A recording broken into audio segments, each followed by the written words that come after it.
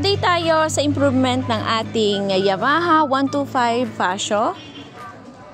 Yan. Kung mapapansin niyo mga boss, sobrang kintab niya kasi una pa lang na inilabas to ay pinasiramik na natin siya. Ay, milangaw. Yan, pinasiramik na natin yan para, sabi nila, para hindi daw mag-fade yung color niya. So, ayan.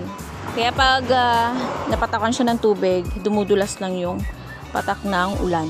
Then, dito naman mga bossing, dati nakapag-video tayo, doon sa review natin, sabi ko, pagsasawaan ko muna yung stock ng side mirror nun. Pero, mas gusto ko simpalta na kasi hindi ko talaga siya gusto. So, ayan, nagpalit na po tayo ng ating side mirror. Ang gamit ko ngayon is yung Yamaha side mirror natin. Mabibili nyo din yan dito sa store natin. Then, dito naman mga bossing, nilagyan na rin natin siya ng cellphone holder. Yan yung cellphone holder natin. Yung gamit ko dito ay MDL2828 cellphone holder. Pwede nyo rin siyang lagyan ng GoPro dito. Nilagyan na rin natin siya ng bottle holder. Yan, mabibili nyo din yan dito sa store natin. Nag-worth lang ito ng nasa 480 pesos. So, para habang nasa biyahe, hindi kayo basta-basta mauuhaw kasi naka-ready na yung bottle nyo dito.